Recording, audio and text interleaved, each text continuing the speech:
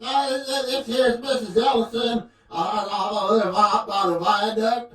I'm looking to rent a movie tonight, but, well, it's gotta be one of those spooky creeper movies, the horror kind, you know. Only I got me some stipulations, my ticker ain't so good. Uh, it, it, it's got to have the female sensibilities, you understand? So I want a movie where the direction got done by a lady female, but only it can't be the kind that's got them titties in them. Nope. I don't want to see none of those. So if you could get me a spooky creeper horror movie by a lady, but with no nudity, not even that male persuasion.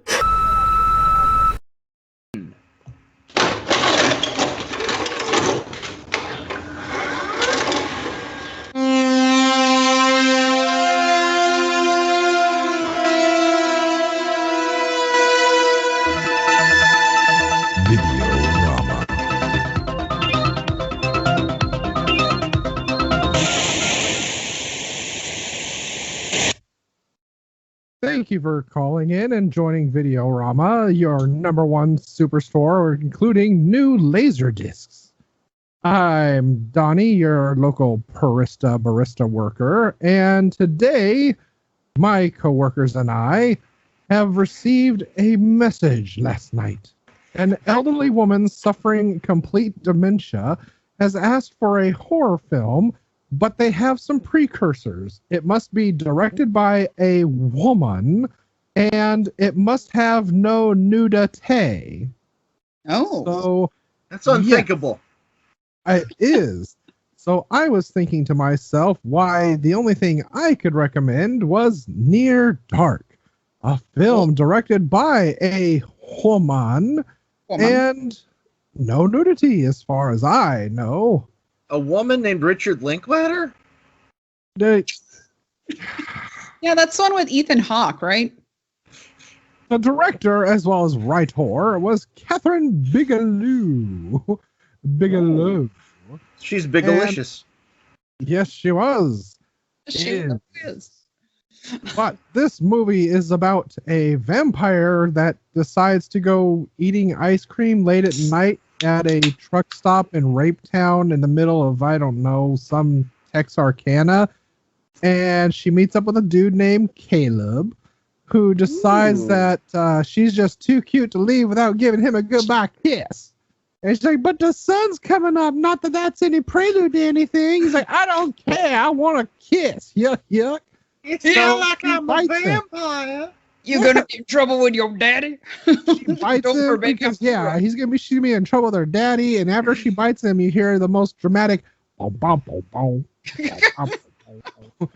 and then he takes off and, oh my God, I'm a vampire. And he meets up with Lance Henriksen and Bill Paxton and Jeanette Goldstein. And they're like, we all Southern vampires. Sugar, you want a mint julep? And he's like, I sure as heck do. Give me one. Like, well, we drink blood, bitch. She's like, oh. So then Mr. Tim Thomerson decides he has to find a cure for him of some such. And hilarity ensues. People die. People in a bar die. We find out they finally address the vampire problem of drinking blood from people who don't shave, which is why I don't shave. I see. Yeah, lots of smoke and mirrors and good fun. And you gotta get your neck reared working there, Donnie, if you really want Bill Paxton not to bite you. You gotta Elliot Roger it up. You gotta get your fedora. I know. Is that why you don't shave, Donnie? It's just a half measure. I'm just saying. You people laugh at me for this, but this is why I don't shave. I've always said that. You people. It means you people, my coworkers. I'm not so. So, how's things in your section of the store, Linda? Oh, well, you know, she's got that movie by Nicolas Cage's brother back there. That one's pretty awful. Yeah, I kind of noticed that. And are you in the porn section, Adrian? I see one of your signs says biggest, or is that bigot? Are you in the racist section? That's the family section right there. That's the biggest dog in the world, Digby. Yeah. Oh. Yeah, it's a classic. Oh, I was expecting you to say you had Song of the South, but okay. Yeah, I'm in the family section. Oh. I was told by management to stay out of the back room because I was spending too much time And back. stay out of the daylight because you're a goth chick.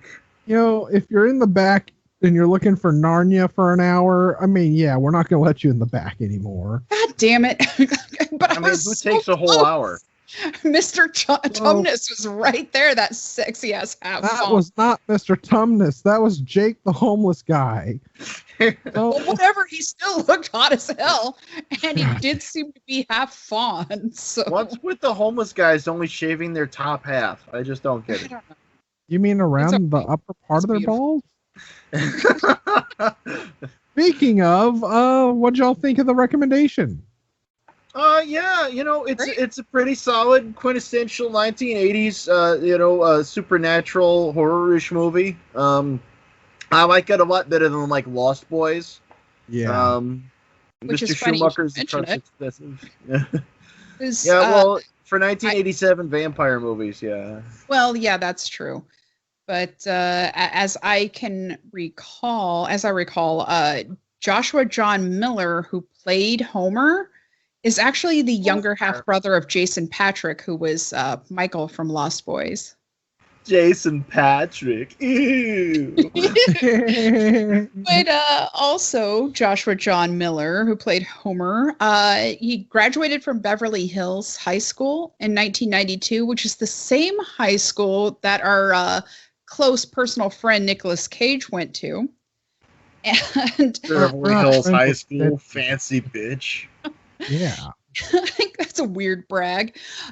You may know Miller as the writer of the movie The Final Girls, as the actor who played Willie Chalice in Halloween 3 Season of the Witch, or maybe even as Rickard's son in the pilot from Tales from the Dark Side. Donnie and I grew up on that. However, his most iconic and important role is Louise Miller's brother Richie in Teen Witch. That's a good random fact. A dog! But Teen sorry, Witch, you that's your mentioned, sandwich where the pumpernickel went bad. You mentioned Lost Boys. So anyway, I think it's a good choice. I remember watching it while we were growing up. When we were young, we're not so kids anymore. It's kind of an overlooked gem, and it's Yeah. like they're all like pitiful Midwesterners. It's kind of a nice twist. He's like literally from Kansas or Oklahoma or in one of those Nebraskas or something. Yeah. I have a few questions about it though. Like why what the fuck? Like why does the nighttime go by so quickly wherever they go? It's summertime. Shut the fuck up. Time flies. And not only that, but they're really bad at keeping track of what time it is. Yeah. One more night. Vampires. Well, they're really old from back in the day when they're from. It was like sundials and shit, and you can't tell time from that at night. Well, wait a minute now. Jesse wasn't that old. They fought in the war between the states, which, as we know, was sometime before Christ. It was not. Stop reading Wikipedia. I can't remember how the movie did. I know how the movie did. I can tell you about how the movie did. So I guess this means that we're gonna go into something that you do for us. Amy, what happened? What did you do? Amy, this is serious. Damn it! Where is it, Amy? Where is my money? Well, I'm glad you asked. What happened? So Near Dark, it premiered on the October 2nd in 1987 when I was 5 years old. Damn. And speaking of it cost the $5 million. But tragically, it only grossed the $3.5 million. Fuck you very much, American box office. Oh, in the American box office, they debuted at number 13. So kind of down there. Number 1 that week was Fatal Attraction. Number 2 was actually the movie where Kirk Cameron and Dudley Moore switched places. Oh, and shit, I kind of yes. wish that Kirk Cameron would switch places with Dudley Moore in the grave. I Then don't you got mean your to alarm you guys, but I seem to be Linda, melting what you're into. experiencing is a little thing called Back to the Futurism. So I'm your fading, you future guys. you is in Back the to the past. Future came out in 1985. You gotta play some royalty-free music. You can't go playing music that was played by somebody else. Chuck Berry ain't gonna like that, Linda. He gonna beat you. Chuck fucking Berry, Dirty Dancing was out that week, and Stakeout #1. But most importantly, Hellraiser 1. Yeah. Yay. In its third week, and it was still doing just fine. Yeah. So that's how it did with the money. Yeah, it didn't really clean up internationally. We weren't selling movies to China yet to fill in for box office because it was 1987, and Reagan was president, and they were all like, "Message to terrorists everywhere: you can run, but you can't hide." Oh Lord. Indeed. Indy, behind you! Cover your heart! It's short round. So I heard that it took 40 days and about 40 nights of shooting. Yeah. And this was 40 days and 40 nights. The Bigelow doth film the movie. I also heard that it was like with the last movie distributed by the De Laurentiis. Yeah, sadly that company fizzled right around then. Yeah. So it for a long time. Well, it was actually also the last movie produced and released by De Laurentiis Entertainment Group. Yeah. But the distributor soon went out of business, so there was a very limited release in the theaters, which unfortunately explains like why a lot of people haven't seen it. But also that would also explain the shitty box office revenue that you were talking about. They should have got them some of that word of mouth. Yeah, but it could have been the same case as like UHF when it went up against Batman during the summertime, and it could have been big, huge. Yeah, that's the same thing that happened to License to Kill. MGM's like, oh, they're not going to see those other movies. They're going to see this movie. It's like, no, not really. Timing, motherfucker. Bad.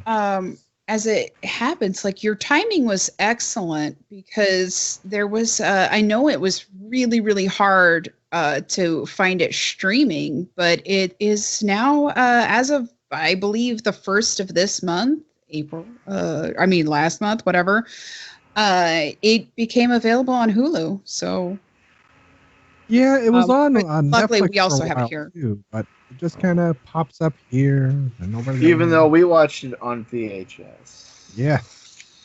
We have it on VHS. We also have it on Laserdisc. Well, I certainly hope that old Biddy has a VHS player, because if she gets a Laserdisc, don't want to be there. Got one of those beta VCRs or a beta copy of it. Looks like it's been jizzed shut. I don't know what you're talking about. I'm not blaming anyone. I'm just saying that's how it looks. You say this every time, and yet you don't shut Some of up them about it. happen to appear to be jizzed shut. It could be something else. I'm just saying, frosting. Wasn't it Donnie that used it last time? We don't know who used the beta tapes last, but we know that we have them. We know it couldn't have been Donnie because that VCR is a top loader.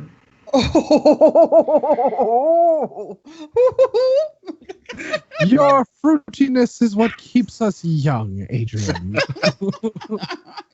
I'm priceless. Dare I say your gaiety? God damn it. But I don't know. It's like Linda was saying, we did watch this when we were kids, and we kind of grew up between watching this as well as Lost Boys. We didn't watch this one so much because it seemed a little bit more adult oriented, even though there was no nudity and not that much cussing. It's more mature, I would say. It's in the less good sense. mainstream, and that's why we liked it. Yeah, because the stuff that happened in Lost Boys was cool, and everything in that was catchy. But this one, there's just a lot more work went into it, it seems. The characters are vastly more memorable. But it is missing shirtless saxophone guy. That's about the only. Sure, you don't have Every shirtless movie is saxophone missing guy. shirtless saxophone guy. But this movie, the people feel more like real people, you know. Yeah. And I like the fact that the gore effects and all that are more grounded. Mm-hmm. Because in stuff like Lost Boys and like Fright Night, you have that goofy late 80s gore. You know, where it's all cartoonish and it's all in these other colors that people don't melt into. And it's kind of like the death throes of the 1980s special effects horror, where towards the end it all becomes like an EC comic, and it's like, well, this isn't funny to me, and this isn't scary. This is just stupid. Yeah, agreed.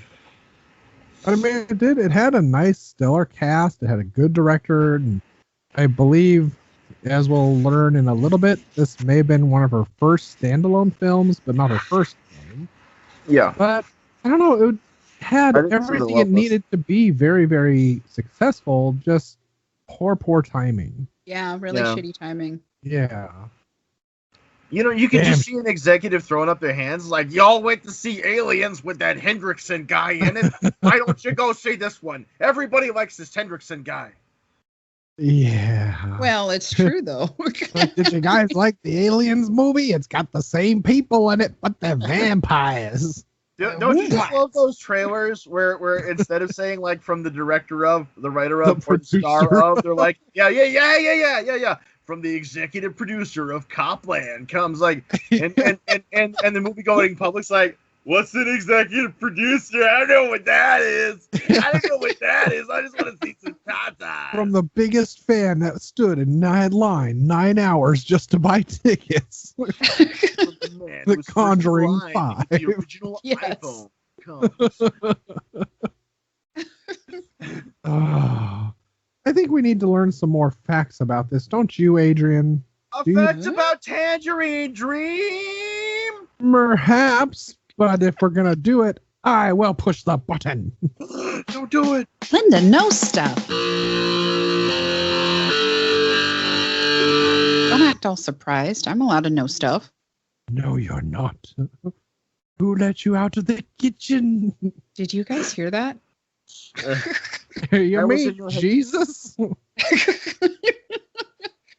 Or was that just in my head again? I can't tell. He's breaking into the store.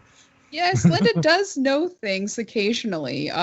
Like for this, I know that Kathryn Bigelow wrote the screenplay with Eric Red. They agreed to write 2 scripts together, one after the other, and they would each direct one of them. He got the first one, which was a TV movie called Undertow with a friend of the show, Lou Diamond Phillips. I saw the shit out of it. And I believe you. And Charles Dance was also in it. Bigelow calls this one a hybrid horror western, which I could see. I love that. Wow. But he like does most ride a horse and everything. Yeah, and both one. Yeah. You're pretty strong for a girl. Yeah, fucker. Anyway, like most vampire stories, they were inspired by Bram Stoker's Dracula, but they decided to make it more original by removing the gothic elements, like the stake through the heart, not being able to see the reflection in the mirror, yada, yada, yada. And they made it more about the sort of like the eternal struggle of light versus dark, which is, hence the name. I don't like Near dark. gothic elements. I am a gothic element. But the executive producer, Ed Feldman, said that, quote, at the time, we were looking for low-budget movies, or low-budget original scripts. There were a lot of low-budget films, but most of them don't have any real pizzazz to them. This show had a lot of pizzazz to it. Pizzazz. Apparently, the producer Stephen Charles Jaffe loved the fact that it was the first non-gothic vampire movie, which I could definitely see. I'm not sure if that's strictly true. Oh, I can see them both. But Adam Greenberg was the director of photography. and was totally on top of his game at the time. And Feldman said that he was the best pick for non-union movies. So we didn't have to pay him anything. We gave him a pack of cigarettes and a day-old cinnamon roll. And a pat on the back. Good job. At the time, Greenberg had 8 scripts to choose from, as he recalls it, but he chose Near Dark, so good for us. And Bill Paxton was the first to read the script out of his little gang there. And he loved the fact that it was a contemporary vampire story that had a sort of Bonnie and Clyde element, where these vampires aren't using their powers to fight, they're shooting their way through. And he told Lance Henriksen about it, and he's the one who got him on board. But Henriksen was totally hesitant at first because Paxton pitched it as vampire western. So, he was like, I guess he was a little more picky then, and he was like, I don't know about that shit. This is below us. Then Lance Henriksen said, "No, John, not you. No." Oh God, John, why? I'm still waiting on Jennifer 9. Oh, damn it. And Leonard 7, right? Ouch. Apparently he read the script and became excited and said they had to do that movie. And he was actually interested in the character of Severin, but he inevitably saw that Jesse was the leader of the group and decided to go with that.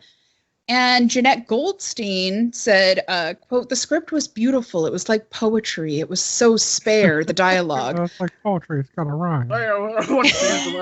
It rhymes all the time. God damn it.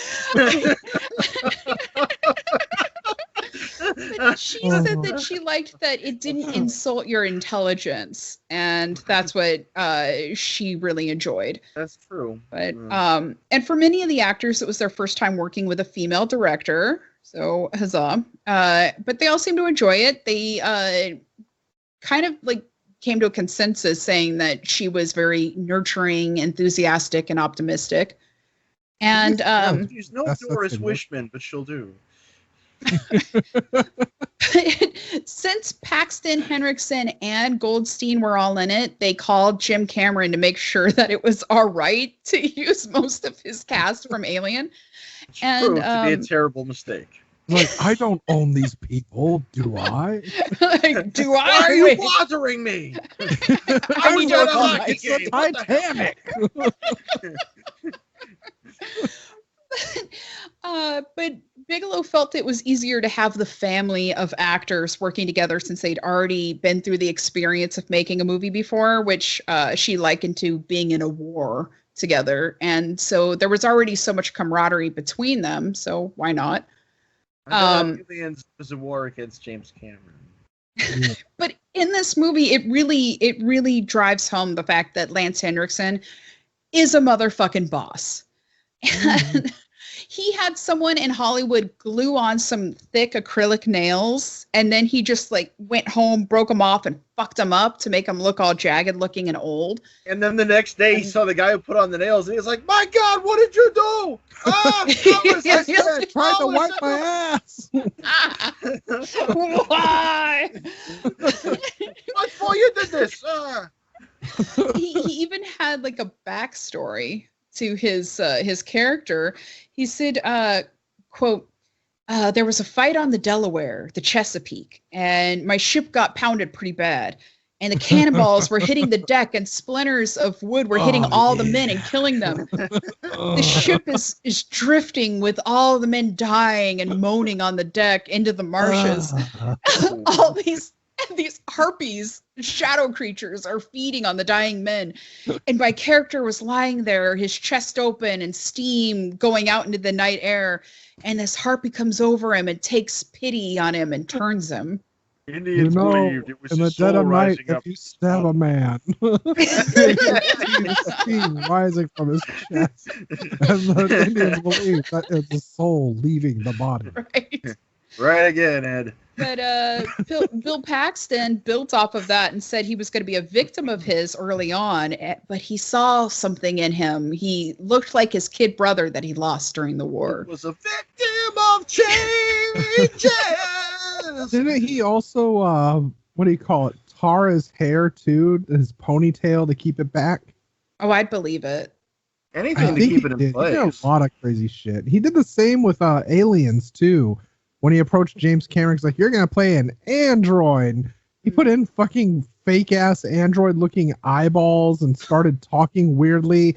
And James Cameron's like, not that kind of fucking robot. He's like, no. I thought I was like, going to be Commander Data. I'm sorry.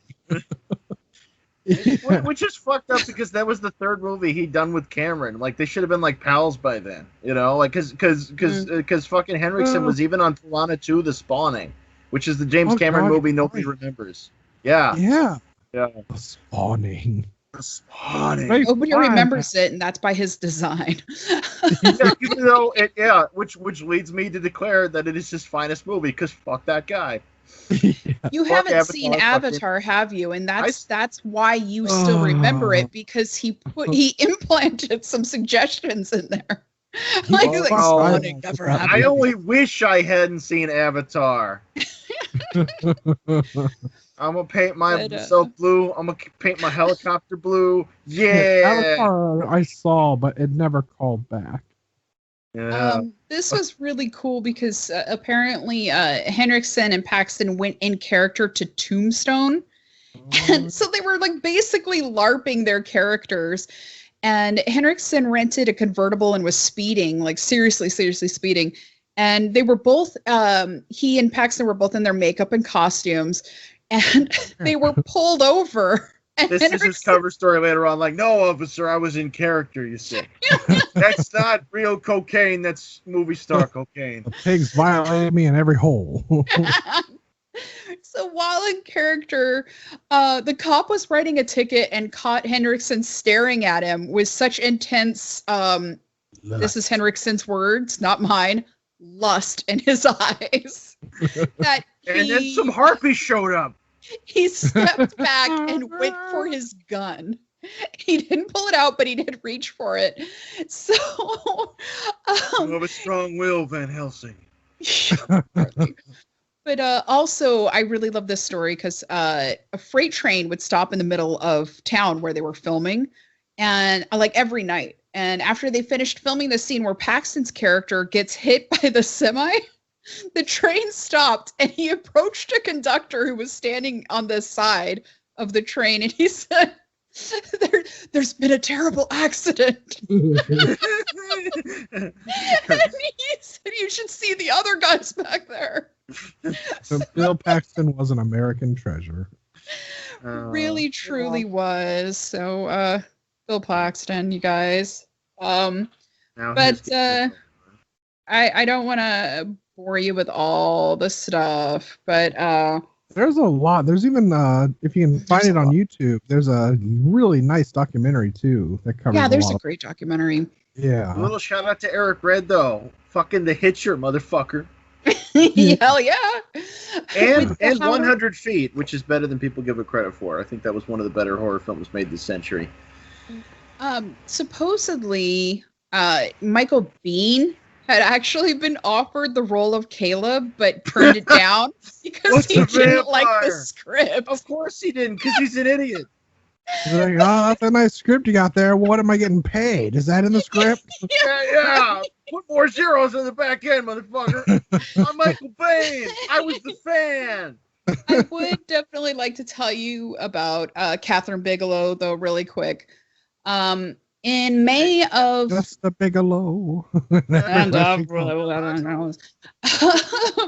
So this month, the Oscars will have run for 92 fucking years.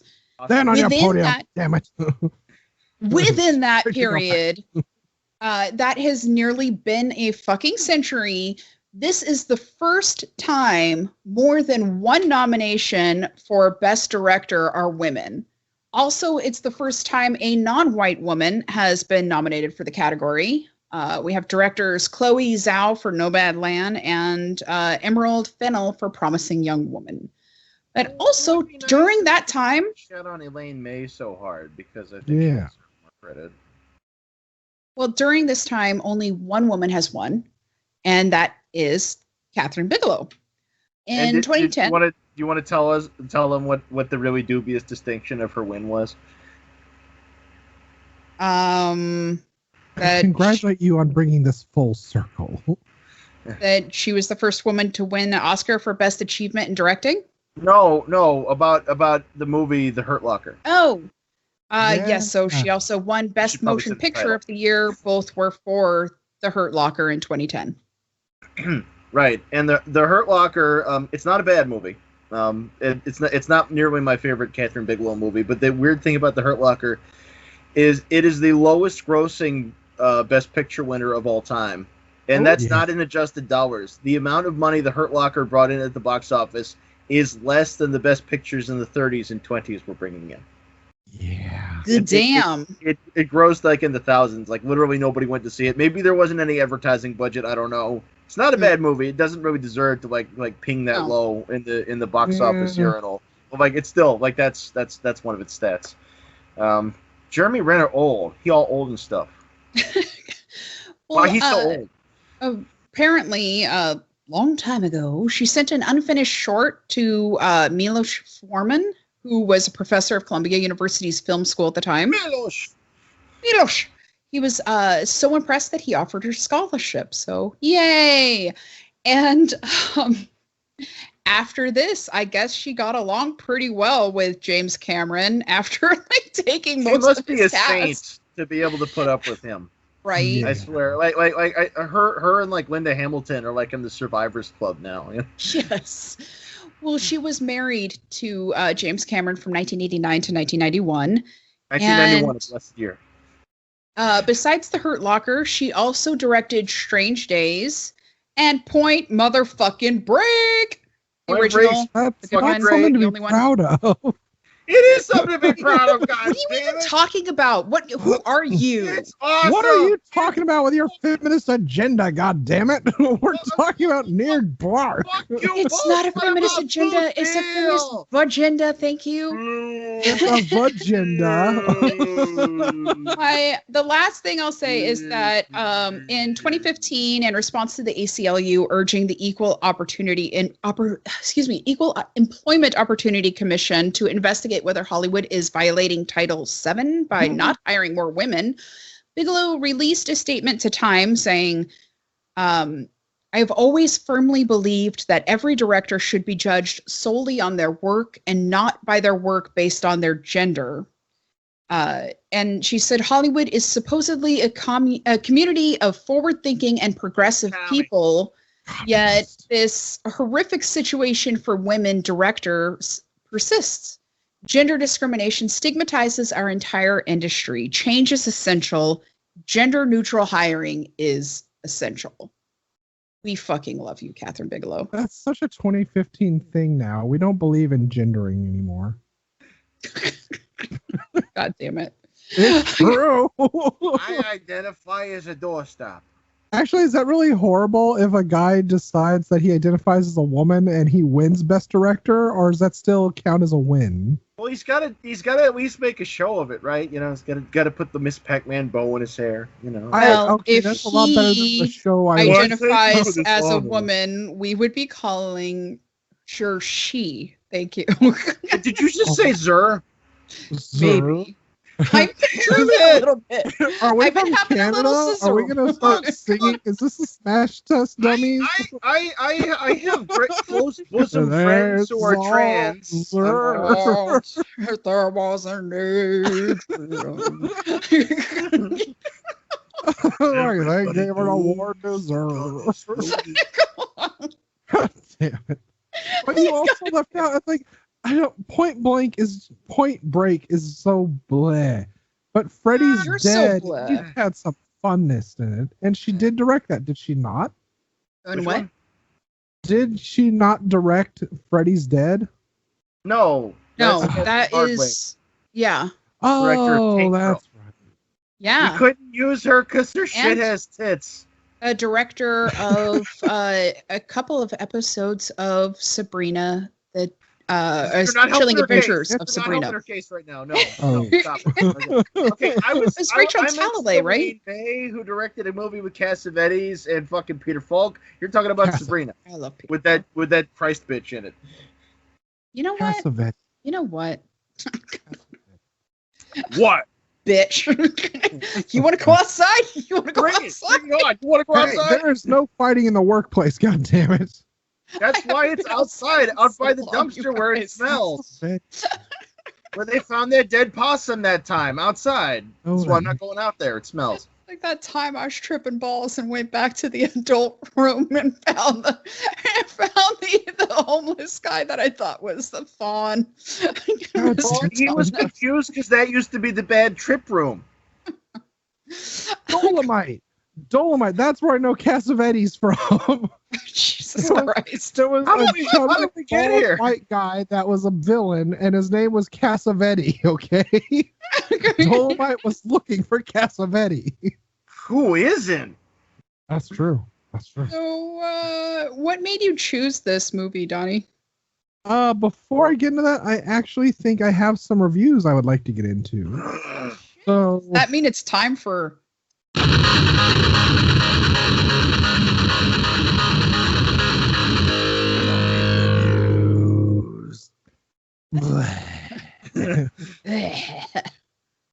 Okay, so Lost Boys didn't steal the thunder from this movie in 1987. This movie didn't have any thunder. Much like I like Bill Paxton, Lance Henriksen, and even Jeanette Goldstein, this movie has little acting, no plot, and nothing else to sustain it. This is a fine example of movies that are made because there's money to make them, and nothing else. It has Bigelow's- little acting because it was a documentary. It happened in real time. Real time. Bigelow's Strange Days was okay, perhaps because she didn't write it. I hate to say this, but even Queen of the shit. Damned was better than this. Damn. Queen of the Damned. Queen of Queen the of the Damned. Wow. fucking Queen of the shit, Damned, go fuck your mother, Queen of the Damned. Wow. you Biggest fucking piece porn. of shit ever. Yeah, And I was an Anne Rice fan, and I thought it was the biggest piece of I got shit. peed on by because R. it Kelly, didn't join have me the up. Rutger Hauer. It did not have the Hauer. It And next didn't we have the have Hauer, unlike Turbulence 3. boring shoestring plot. No character development, lots of long mood shots with nothing happening, zero humor, action scenes shot so you can barely see what's going on, little connectivity between events, things happen because they happen, uninspired direction, and sorry, not a fan of Tangerine Dream. I thought the music severely dated this film.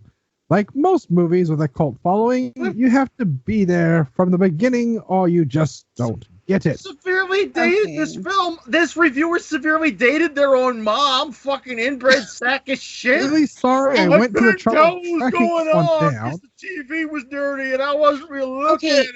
Wait, either. I know what a shoestring budget is. What the Yeah, fuck is a okay. shoestring plot? It's Uh, I have seen reviews and I'm going to string together words I saw I in guess. So, I'm going to say, rather.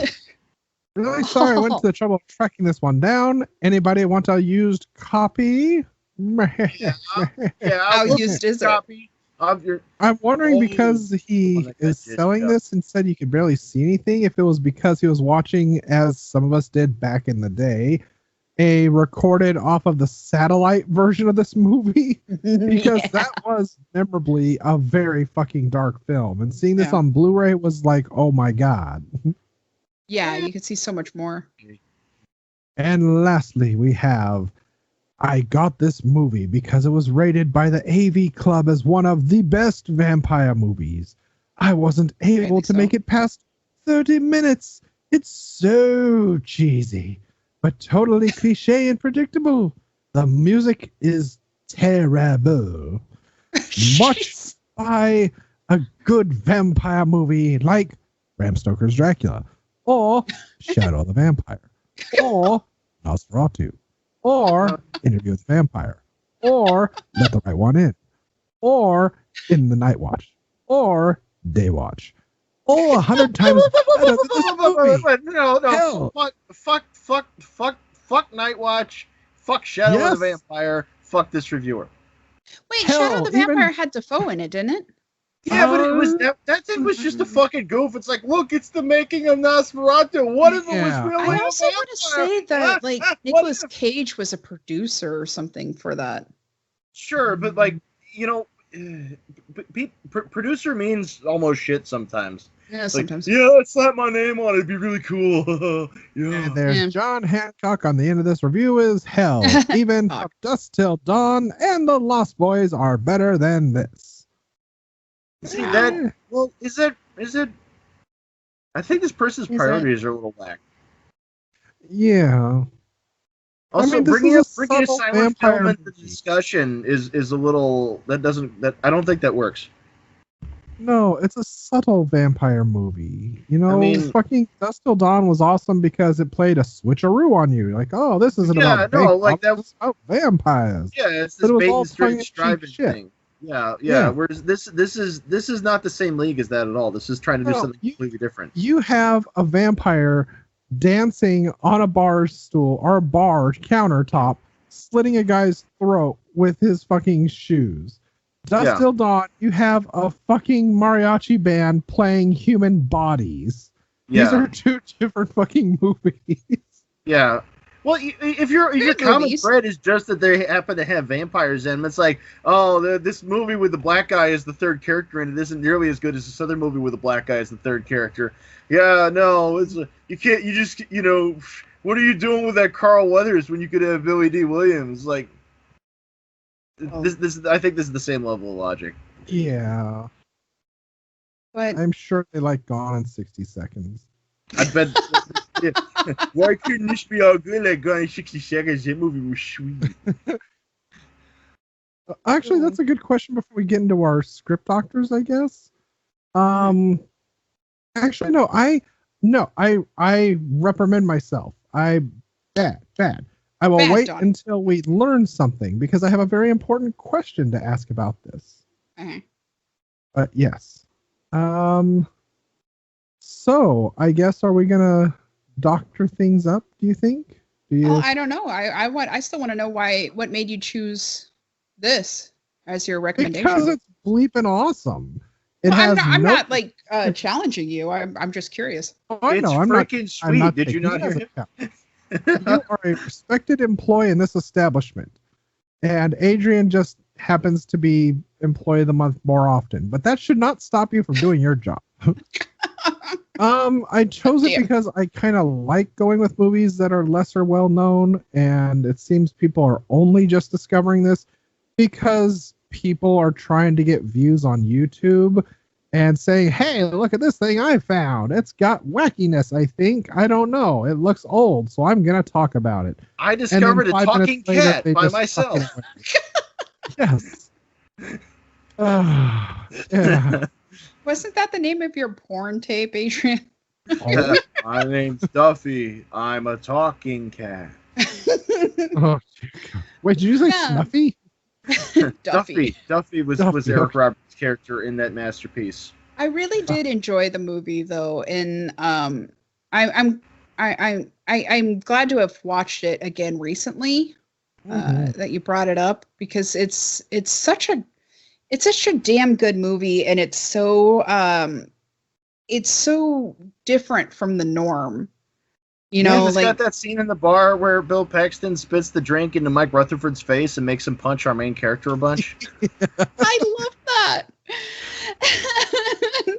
And apparently in that scene where he gets where Caleb gets shot with a shotgun in the stomach, that was his first time with a squib. Oh.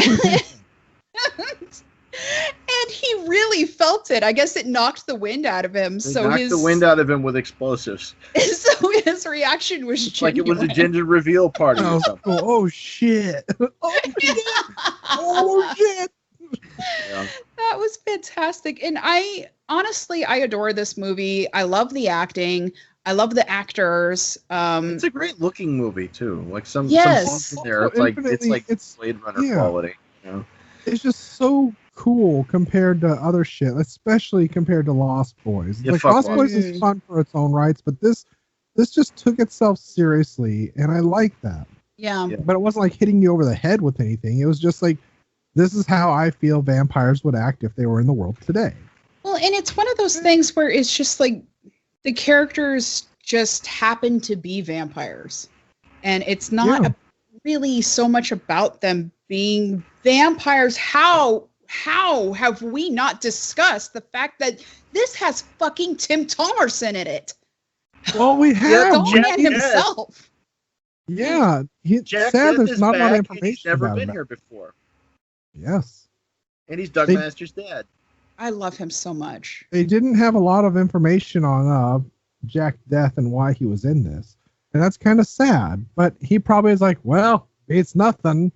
And I mean, he was the same way, I think, with Cherry 2000, Cherry 5000, which is another great movie. From the director of fucking Miracle Mile, which is truly stellar. Yes.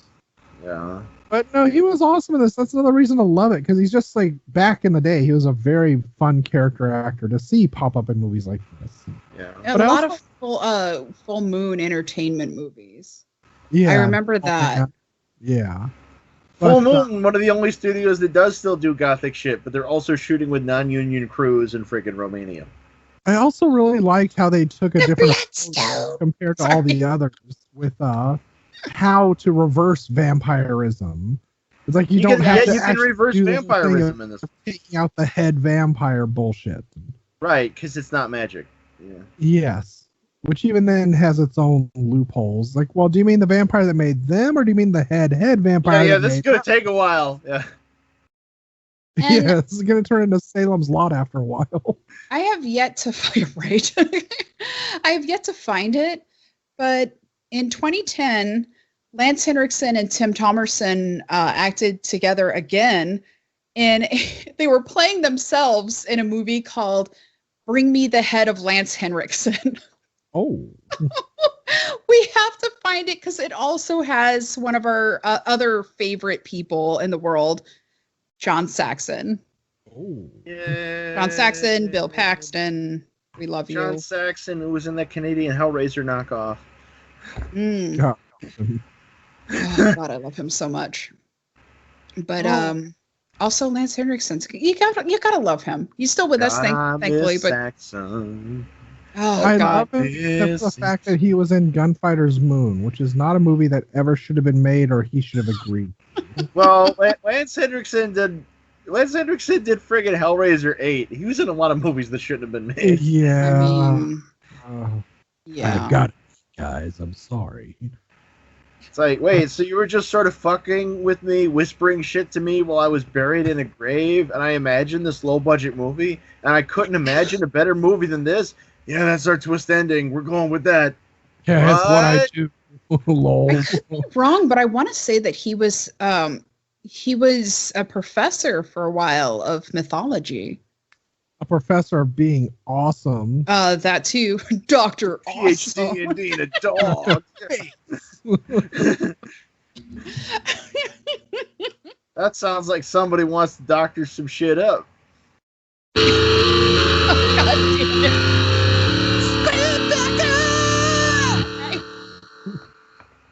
Wow. Whoa. Linda, What'd I do? your review's coming up soon. Oh, Jesus. Can you doctor the script up somehow? What could you make a sequel to it? Make it better? Make it worse? What would you do? Make it better. Put a bird on it. Okay. As Caleb, I am going to I'm going to cast Ethan Hawke. And Full circle, everybody. Full circle. Oh god. What's her tits? I've been drinking. I know those tits. I know them titties. We found As- some tits that have no name. I know those tits. I've been to the desert with some tits. May. It's May. I wasn't that impressed with May. I am sorry, Jenny Wright. But she's Right, Sweetwater. Oh my God! Wasn't the main actor like fucking thirsting after her in the Yes, in the documentary, he's all like, "Can't I don't find know her, if you're but if we find watching, her-" Jenny. Oh! He Any improvised man, that. He was dying I don't for her care song. if he's married or not. Like, I saved the ice cream from the movie. I still got it frozen so we can share it. Come on, man. Come back to me now. He said something about how she was like femininity. Right. You're a Encapsulated. feminista. God, that just makes me think of porn. So anywho, as May, I would have Julie Delpy. And it's going to be not near dark, but before dark. And it's going to be smack dab in between before midnight and after twilight. Oh, God. God damn it. Nobody would know who Julie Delpy was if she wasn't in those pretentious pieces of shit. Her only claim to fame, apart from that, is a stupid ass Disney movie. You stop talking shit on my Julie Delpy. Fuck her and the horse that looks like her. God damn it. Go fuck yourself. Julie Delpy is beautiful. I love her and Ethan Hawke. Anywho, and fuck you guys. I love the Before Midnight series. The Twilight shit, not so fucking much. But yeah. I'm gonna keep drinking. What about you guys? Oh yeah, and it's got to be a precursor to Dusk Till Dawn too. I mean, we're just gonna get all the time period. It's a doll man with the demonic toys. Yeah. Whatever. Oh God. And it's also like Somerset Moms up at the villa a little bit, but with Bill and Ted in it. Okay. You said demonic toys, and I'm just like immediately thinking, are they gonna recast Tim Thomerson in the movie, but he's playing the doll man version of himself? Yes. Yeah. Yes. Fighting the vampires as a doll. This is gonna be Full Moon Entertainment. In the trailer, they're gonna pick him up and like CGI Bill Paxton is gonna go, I knew I felt like a little snack. But now the vampires, they're not susceptible to blowing up and catching fire in the sun. No, now they sparkle. Oh. Okay, and they're in Paris for some reason. I think this doctor is gonna meet with a malpractice suit. Breathe in, breathe out. I think we just flatlined. So, anyway, lay off the wine. Look, I know when too much is too much. You're working in a video store. Have some respect. Look, the joke's on you. They fired me 2 weeks ago. Never mind that Christmas when I got drunk while working at the Hollywood Video. Never mind that. That's why I keep fading away. I'm not supposed to be here, man. Adrian, please save us from a malpractice. Okay, my shit's just a trifle more grounded. I pictured sort of recasting this movie as like an Amicus anthology horror movie, where North England farmhand boy, played by Michael York, winds up meeting a ravishing woman on the street one night, for whom the night is deafening. Like ravishing Rick Rude? Yes. No, it's Anne Margaret, goddammit. Meets Anne Margaret. That date's going really well, but she wants to know what time it is. Then they wind up getting abducted by this van that's all blacked out. As you do. But in this case, she's not actually with them. It's a little bit unrelated. But it sort of gets like 1001 Arabian Nights, where she tells them stories while they're on the lam to put off getting killed. And each story is a segment involving vampires. And at the end, they get away, and Michael York's like, well, that's weird, but we're together now. And she's like, yes, together forever. She's got fucking fangs. She's a damn vampire. And you'd have a screenplay by Robert Bloch. You'd let Freddie Francis direct it, so it would look really good, but it would be like on a really low budget. You know, like people like Ian Holm would show up, you know, and Patrick McGee. Yeah. Oh. My Patrick McGee. But yeah, that's how I'm doing it. Like an Amicus, early 70s Amicus movie, like kind of Hammer horror style, except Amicus was doing it better by that point. I was kind of hoping you're going to go more in like a vampire circus route where they're all like in London or something and they're all wearing really spiffy, poofy clothing. And I thought you were going to say Vampire's Assistant. It's an anthology, so you can have one where they got the poofy clothing. You know, like they're all like Mozart, you know. Yes, exactly. They call them Neptune nipples.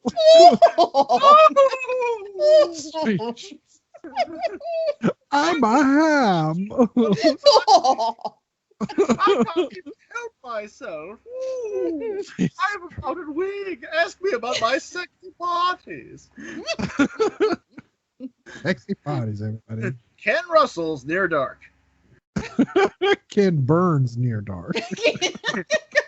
42-hour version. My dearest Lulu Bell.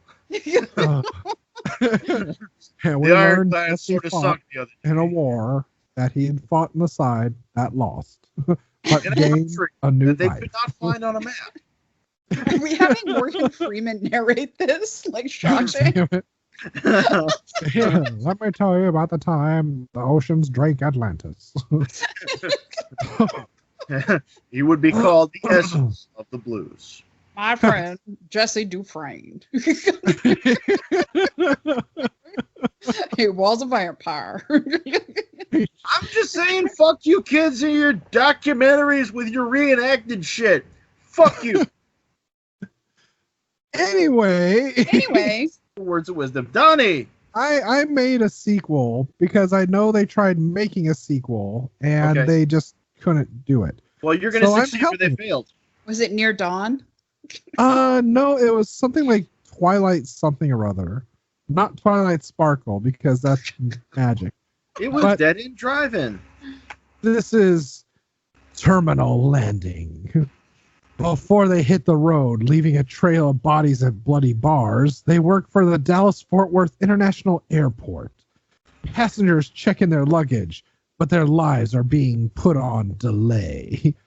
The night crew of the DFW has always run without issue until TSA agent Jack Steele, played by John Candy, is demoted Yes. and put on the crew, noting missing luggage, lost connections, and passengers missing more than their flights.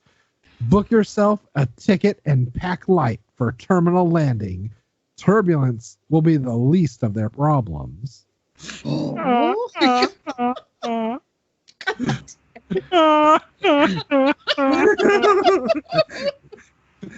Just get Jennifer Beals in there and you're golden. Yeah. Oh, the Beals is too bright. The Flash is so powerful. What are you drinking, Don Don? It's not alcohol because we're working. I can't alcohol either. Water makes Yeah, I you got melt. grape juice. You got aged grape juice. Oh, to perfection. Yeah. I'm taking the time to taste the Welch's. Those sweet valleys of the Welches. Come, step inside our sugar walls. God damn. Did we learn anything? We learned Blood that. transfusion. Yeah, we learned about blood transfusions. Yeah, yeah. I think that the main story is that a blood transfusion from Tim Thomerson cures everything. Yeah, he's got that con blood in Star Trek. He can pretty much cure anything. Yeah, Tim, we love you. I've got a couple ailments. I could really use your blood, man. Dry hairs for squids. And that's why Yeah. you have to visit our Patreon page. And Give us a clue. Linda, there was an important lesson from May, which I think was directed at you. If you Me? drink too much, I could die. What? I can kill you with my drinking? No, too violent. Oh. Excellent. Yeah, I hope that dementia lady doesn't actually go into a screaming fit and die watching this. Remember the time we found the frozen corpse up against the front door that one day we closed because we had bed bugs in the carpet? Remember I that? thought it was Talk a about set up that. the like diorama thing. I thought it was something we had to put on display. No, we decorated it for the release of Stay Alive, but it was an actual dead It was person. supposed to be diorama. I need to go change. This is This is probably why I got Adrian is fired. Employee of the Month. He don't ask no questions. I forget Oh, enough man, of those. I so could be for the funny. year. See, this is why you're disappearing, Linda. Yeah, I'm fading into nothing. Love is fading. Nothingness. And feel pain, being fading away from me. It's getting dark, you guys. Sun's getting really Getting low, big guy. I wonder- Dark. If I'll dream. Oh, Did anybody actually see K-19 the Widowmaker? yes. Not among Yes, us, just in the Harrison world. Ford. Did anybody see that? Yeah. I didn't Harrison see that. Ford was amazing in that with his Yeah. Russian accent. It was right up there with Firewall. Damn it, I had a question I was going to ask, and my thinkings is a little slow because of my water. But damn, it was. I heard something water to will do that. with what you would have preferred. I think it's not Getting best. dicked by Lance Henriksen in the back and Paxton in the front, or vice versa. Okay, it's perfect scenario for you based on that. I You're think at a Lance summer Henriksen in the music front. festival. It's about 6 p.m. You're in a porta john, Uh-huh. and you're in there with Lance Henriksen being double teamed by him and Tim Thomerson. God, yes. There you go. Where's the question? How fresh is this John? The question is, Am I how long smelling do you blue stay stuff, there or am before I the smelling smell brown of the stuff? feces gets to you? Yeah, yeah. You know, if Summer I'm in music there, I'm not festival. thinking about the feces. I'm like, And what if it's got one of those little urinals and you're like jockeying for position and you put your foot in it and your shoe came off? you know, generally I'm too OCD to go to those porta potties. But I mean, if Henriksen and It's so Thomerson nice were in in there there. ready to We double have a team, purse holder to one Jesus. side. you know, the only thing I'm worried about is the sanitary principles of like going against the wall and stuff. Like, but you know, if I'm getting sandwiched, I guess That's it's nothing really to worry For about. a year from now, okay, that's just something you deal with when you have an oopsie daisy one morning. You ever been in one of those big long ones that's rolled in as a trailer and it's a twofer and it's like 15 feet long in there? No, that sounds amazing. Those are real. Yeah, no. One time I was at fucking the visitor Seen center them for at Hoover concerts Dam, and they had those. races. Wow. You went to a racist concert? You Yes, paid I money went for to the a band's racist I think Screwdriver? they call those Klan rallies. Jesus Christ! You have them at races, marathons. Oh, at the wacky races? Yeah, that's what I. Just call me that's Mudley. Snidely Whiplash. He'll get you. He'll get you. So, anywho, do you remember your question? No, I don't. It makes me What's your sad. question? God damn it. Did it have something to do with the review? Something with script doctors? No, Something nothing with. to- That was a Oh, really good question too. I was we like had patting a myself. category, but we didn't see no titty nipples. Well, yes, that's why we didn't discuss that this time. Titty nipples. No titty nipples. The nipples Dang are it. attached to the titty, yes. Something to do with the vagenda with Kathryn No, Bigelow. we're not talking about your goddamn Male vagina. chick- We're not talking about magical fallopian tubes. They are magic. Do women just like grab onto their labia and fly away? You just go. Whee! I'm not at liberty to discuss that. A witch! A witch! Damn it. I have nothing. I'll fuck it. Move Gonna turn on. you into a newt, motherfucker. But I got better. What it got better? That was my selection for this. God damn it! And Okay. I'm sticking All right, to it. it's your choice, and you're standing by it. And Yes. now you will have to suffer the terrible consequences, for we do get to choose. You do. But I believe, Linda, you're going to be the one next who has the job of recommending one. I do have one in mind, but You let's do. get to it next week. Oh. Okay. I'm gonna be My sick cup that is day. empty. My little sippy cup is empty. Mama's got to go back to the back. Are you gonna go make a bed out of the stale red vines again? I hope not. You didn't take it down, did you? I'm afraid to touch it.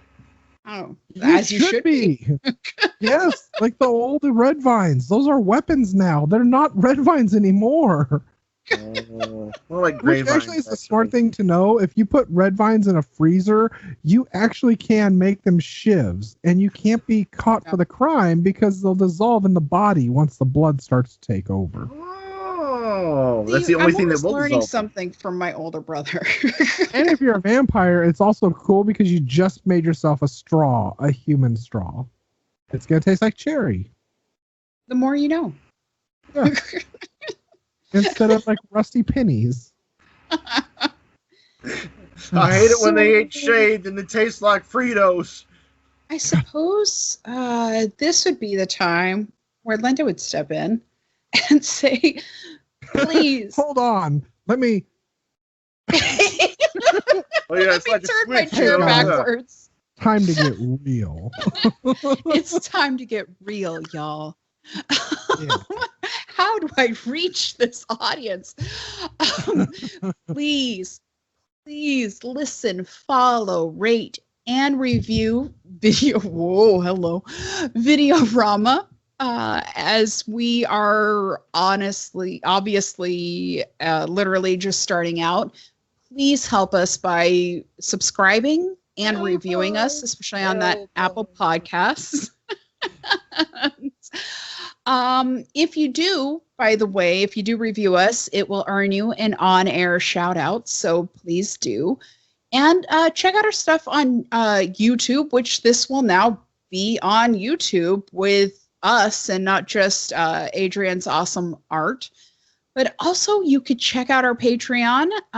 It is now at www.patreon.com/Videorama That's VIDEORAMA pod, POD. And remember, you can find Videorama on Twitter and at Videorama P. Don't know how that worked out. And coincidentally, our OnlyFans is on there too. Instagram and Facebook at Videorama Pod. You can visit our website at videoramapod.com. And you could write to us at videoramapod@gmail.com. I would like to give a shout out to our Patreon patron saints who have been with us since the very fucking beginning. We love you all very, very much, and we thank you for your support.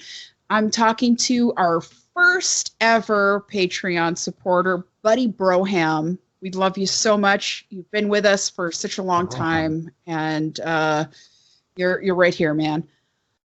Jenny, the pug wrangler and pug destroyer. No, she doesn't destroy pugs. She's a pug. And anyway, Jenny, love you too. And Steve from Everything I Learned from Movies. Our friends Steve and Izzy over there. We love you guys. Carlo Castro, no relation. None. And no relation. I just fuck him. And the Vern, dude. Oh, the Vern. Yes, we all The love you famous so Vern. very much. And yeah. you all have a very special place in our hearts. We love you very much. So thank you so much for your continued support. And check out my other podcast about witches in history and stories of all media, Bedknobs and Broomflicks. That's got another podcast. MFLICKS. You know we're enjoyable because we got the licks at the end. Also check me out as Lila in Dispatches Disassociation, and as Patrice and Lieutenant Murphy in Coyote's Bluff.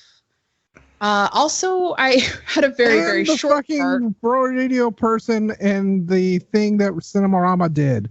That's if you're exactly gonna name what your I was whole say. fucking resume, do not forget them. They are a That's patron exactly saint. where I was getting. Dick, what? Oh my God. And over at Cage's Kiss. So, Adrian, where can the people find you? Oh, me? Oh God, we're there. We made it through. As usual, I am Leo the Fox on deviantart.com. I got over 3,000 pictures on there waiting for you to scrutinize. That's all lowercase, all one word. And I have a Patreon under the same thing. Give me money. And I have a YouTube channel under AA Smith because that shit's my name. And I'm on Goodreads, I think, is Leo the Fox, and you could see me trash books that you're probably never gonna read. That's me. Yeah. Donnie, what the hell? I'm on Twitter as Unreal Goals, and I am Stilgar the Twi'lek over on Instagram, and that's as far as I'm gonna take my plug-in. And You're he not was the boy that also blew? on the same show I was in. He was in We're Coyote's living Bluff. in the now. I was Lieutenant Lila Murphy on that show that time. Eat a dick. Nom, nom, nom, nom, nom, nom, nom. Well So- then, yeah, I'm gonna say let's go ahead, get back to work, clean the boxes, clean the homeless shit out of the store. I'm not saying who did it, Linda, but somebody let them in your section, What? and you gotta deal with What? Narnia shit. Linda, just put that caution wet floor cone over it. He'll never know it's there. The manager is coming back eventually. I've been out of the job for a couple weeks now. We're going I to don't need have a another steady can of income. Febreze. That sounds like a you problem. All right, We I'm have gonna no go more back petty to cash bed. for this shit. No. Donnie, what are all those Laserdiscs behind your head? Is that Queer as Folk on Laserdisc? That's called Narnia business, Seriously. asshole. Now, I will see you all next week when Linda makes her presentation. I'll see y'all in hell when I make my recommendation. See it, hell, my friend. See it, hell, my friend. See it, Shut up, we're done. See you in hell. We're like the Lord of the Rings. We had